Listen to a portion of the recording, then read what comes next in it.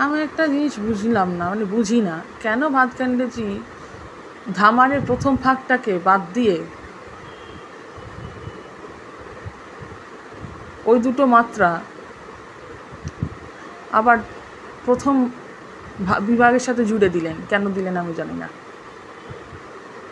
ফাঁক তুলে দিয়েছেন ভালো কথা, সেটাও না হয় মানলাম, সেটা ফাঁকের বদলে 2 করতে পারতেন, কিংবা 2 করে পরের যে ধীরটা ধা, ঠিক যেভাবে দীপচন্দি চলে ধা ধিন ধা ধিন না তিন ধা ধিন, ওইভাবে তো একদম রেলিভেন্ট, ওটাই তো একদম ন্যাচারাল। সেটা না করে উনি এরকম একটা আনন্যাচারাল বিভাগ করলেন কেন? কোন যুক্তিতে করলেন, কেন করলেন? ইট সাউন্ড সো আনন্যাচারাল। কা ধীরটা ধা গা দিনা তিরটা তা, কি এটা? সেখানে কোথায় জিনিসটা কা ধীরটা ধা গা দিনা তিরটা তা, কা ধীরটা ধা গা দিনা তিরটা তা, এটা রেলিভেন্ট হতো। ঢোকালেনই যখন মাত্রা, তখন পরেরটার মধ্যে ঢোকাতেন। কোনো প্রয়োজন ছিল না, বলে যেমন ছিল সেটাই থাকতো। ওনার সমস্যাটা ছিল যে কেন ধীরটা কথাটা ফাঁকে থাকবে, তাই তো এটাই আসল কথা, যে ধীরটা যখন বলা হচ্ছে সেটা ফাঁকে থাকবে কেন।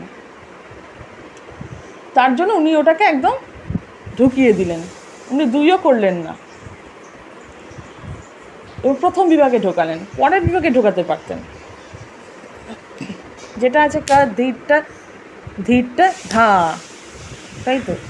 এবার এই যে ধায়ের মধ্যে যে হঠাৎ করে একটা চাপড়, এটাও শুনতে অড লাগতো।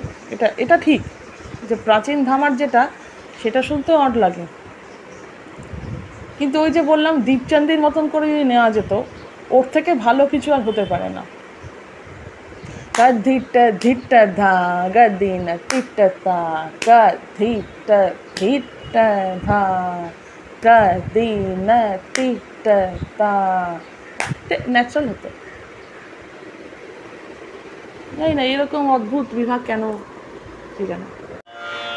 আমাদের ক্লাসিক্যাল মিউজিককে কঠিন বানানোর, যত না কঠিন তার চেয়ে কঠিন বানানোর একটা যে কালচার চিরকাল ধরে চলে আসছে, সেটা আমি আজকে ডেমনস্ট্রেট করব। কেন? কিছুই না, মানুষকে ভয় দেখানোর জন্য, যে দেখো কত কঠিন জিনিস। অত্যন্ত সহজ সরল জিনিসকে কীভাবে কঠিন বানাতে হয় সেটা আমি এক্ষুনি দেখাবো। রাগ কামোদ ধামার।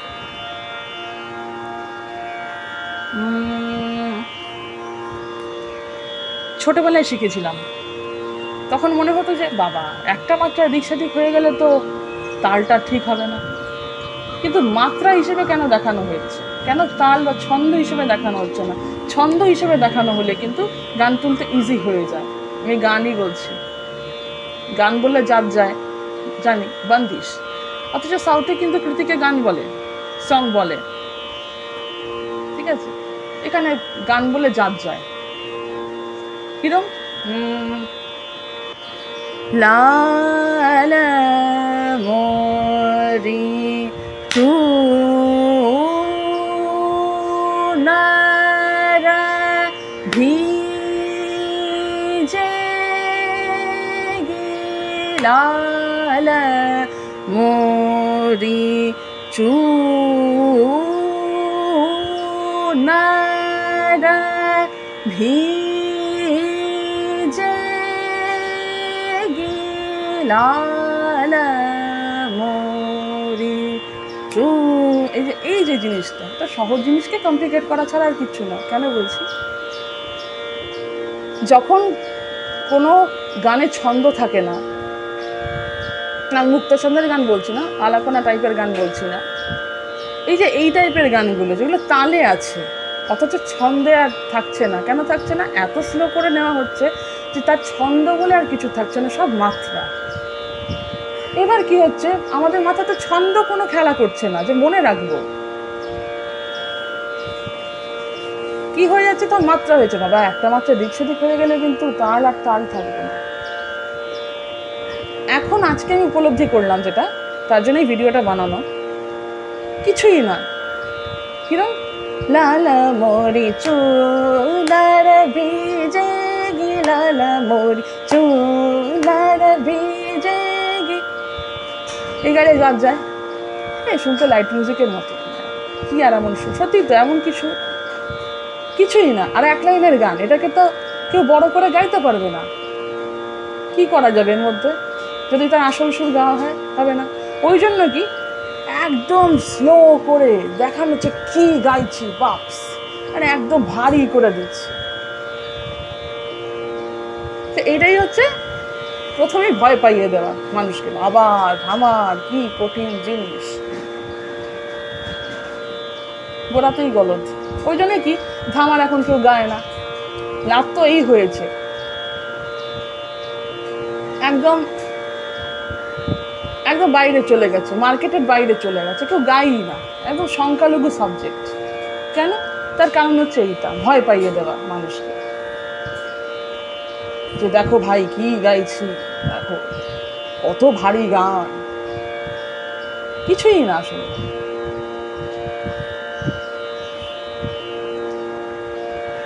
একটা সহজ সাদাসিধে গানকে ইচ্ছে করে ভারী করে দেখিয়ে দেখিয়ে দেখিয়ে দেখিয়ে আজ ধ্রুপার ধামারের এই অবস্থা, কোণঠাসা হয়ে গেছে। তো এটাই আজকে মনে হলো, তাই বললাম, এই আর কি। এই জন্য বলছি ধামার তোলানোর সময় যদি একটু স্পিড বাড়িয়ে তোলানো যায় তাহলে ইজি লাগে, বাচ্চাদের অনেক ইজি লাগে। কিন্তু আর 5টা গানে যেমন 3 তালের বন্দিশ যেরকম ছন্দে ছন্দে আছে, ওরকমই তাহলে খেয়াল এতটা পপুলার হয়ে গেল, ধামার এরকম পিছিয়ে গেল কেন? ওইটাই তো কারণ। খারাপ লাগে, এত এত ভালো ভালো বন্দিশ ছিল, কিছু গাওয়া হয় না, খারাপ লাগে। এখন সব নোটেশনের বইয়ে এখন ওগুলো তুলে গাওয়া অনেক খাটনির কাজ। মার্কেটে থাকলে কি শুনে তুলে নেওয়া যায়, সেটা তো না। আর গাইবেও তো ওরমভাবে, লোকে তুলবে কি করে? যে কোনো মানুষ চাইলে ওটা তুলে নিতে পারবে না। ওই জন্য কি একটু স্পিড বাড়িয়ে তুললে, তারপরে স্লো করে নিলে বাচ্চাদের শিখতে সুবিধা হয়, যে কোনো মানুষের শিখতে সুবিধা হয়। আমাদের যে কষ্টটা করতে হয়েছে, ভয় পেয়ে পেয়ে শিখতে হয়েছে, সেটা যেন পরের জেনারেশনের না হয়। কারণ অনেক ইজি ওয়ে আমরা বার করতে পারি। কিছুই না তো, এটা 14 মাত্রার গান, আবারও বলছি গান, বন্দিশ। তো 14 মাত্রার একটা বন্দিশ কি, এটাকে এরকম রোগড়ে রোগড়ে টেনে টেনে হিচড়ে হিচড়ে গাওয়ার কী দরকার আছে? হ্যাঁ অবশ্যই উপাজ করতে প্রবলেম হতে পারে, হ্যাঁ সবই বুঝলাম, কিন্তু যখন বন্দিশ তোলানো হবে, বন্দিশটা যদি উঠে যায়, ওটাকে স্লো করে মানুষ ফাস্ট করে যে কোনোভাবে সে গেয়ে নিতে পারে। বন্দিশ যদি বন্দিশ তুলতেই তো সময় লেগে যায়, সময় লাগার তো এটাই কারণ, মানে অত্যন্ত স্লো। অনেকে মনে করে যে স্লো তোলালে বোধহয় তাড়াতাড়ি উঠে যাবে, তা না, ছন্দ থাকতে হবে, স্লো হোক। মানে আমি বলছি লাল মরি চুলার ভিজে গি, লাল, এটা বলছি না, আমি বলছি না লাল মরি চুলার ভিজে গি, 2 সেকেন্ডে গান উঠে যাবে। কিন্তু ওই তুলতেই আমাদের অনেক সমস্যা হয়ে গিয়েছিল। এই একই লাইন কতবার যেন গেয়েছি ছোটোবেলায়, আজকে ভাবি আর মানে আফসোস হয়, নিজেকে বোকা বলে মনে হয় that my whole life was a lie. এখন মনে হয় তখন এগুলো বুঝিনি, বুঝলে কত ইজি হয়ে যেত জীবনটা। এরকমই লাগে আর কি। এখন কত কি বার্তা থেকে বেরোয়, তখন তো বুঝতাম না, কারণ প্রথমেই তো বলে দিয়েছে খুব কঠিন গান, কিন্তু প্রথমেই যদি কেউ ভয় পাইয়ে দেয়, এই জন্যই তো আজকে এই অবস্থা। আজকে সমগ্র ক্লাসিক্যাল মিউজিকই সংখ্যালঘু ইন্ডাস্ট্রি। আর ক্লাসিক্যাল মিউজিক মিউজিকের আর্টিস্ট যতই ভালো গেয়ে নিক না কেন, কমার্শিয়াল আর্টিস্টের মতন তো তার, সত্যি কথা বলতে কি, তার সে তো সেই সাম্মানিকটা পায় না। পপুলারিটি অনেকটাই সাম্মানিককে বাড়ায় কমায়।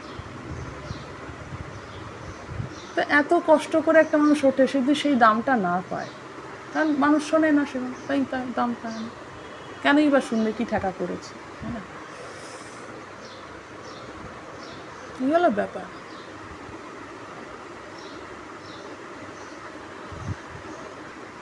এই জন্য যারা গান বাজনা সেরকম না শিখেও তারা অনেক, সত্যি করে দিনের সাথে টাকাটাই কথা বলি, যে সম্মান বলি না, ক্লাসিক্যাল মিউজিশিয়ানদের প্রচুর সম্মান। সত্যি কথা বলতে কি, হসপিটাল নার্সিংহোমে গেলে না, সেখানে কেউ সম্মান চায় না, সেখানে লোকে বিল ধরিয়ে দেয়, টাকা চায়। আজকে আমার সম্মান কিন্তু আমার চিকিৎসা করায় না, আজকে আমার চিকিৎসাটা অর্থই করাবে। তাই যার যত অর্থ, একজন কমার্শিয়াল মিউজিশিয়ানের যত বেশি অর্থ, একজন ক্লাসিক্যাল মিউজিশিয়ানের অত অর্থ না, যতই সে বড় শিল্পী হোক না কেন। এইগুলো ফ্যাক্টর। কেউ যদি তার গানকে কোণঠাসা করে রাখতে চায়, রেখে দেখে জেনারেশনের পর জেনারেশন হয়েছে, আমরা খুব কঠিন গান গাই। এই করে তারা সংখ্যালঘু হয়ে গেছে।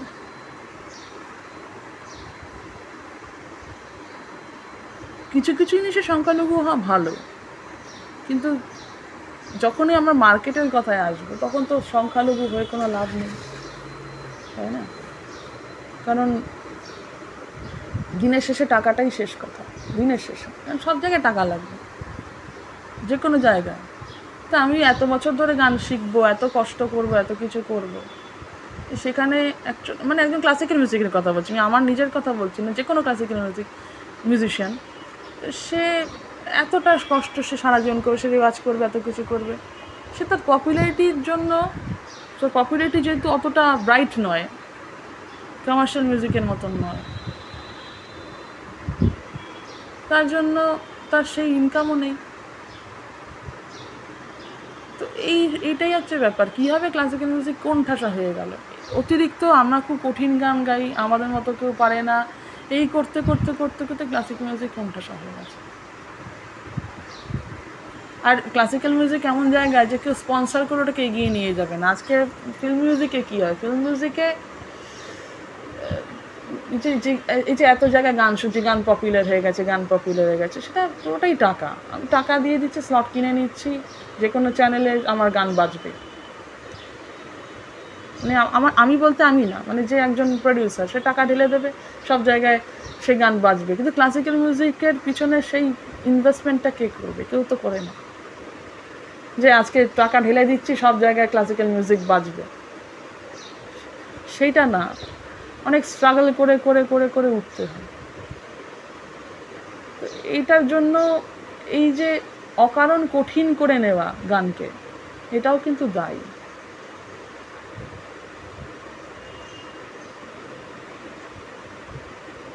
আমি ধামার নিয়ে শুরু করেছিলাম আলোচনা, কিন্তু এখন দেখছি যে বিষয়টা অনেকটা বড়। এই করে করে করে করে খুব কঠিন মানুষকে বলতে বলতে দূরে ঠেলে দেওয়া হয়েছে। এখানে মানুষ অন্যদিকে মুখ ফিরিয়ে নিয়েছে, আর এদিকে আর তাকায়নি। এখন ধ্রুপদ ধামার, ইভেন খায়াল, একটা সংখ্যালঘু সাবজেক্ট, সংখ্যালঘু গান বাজনা।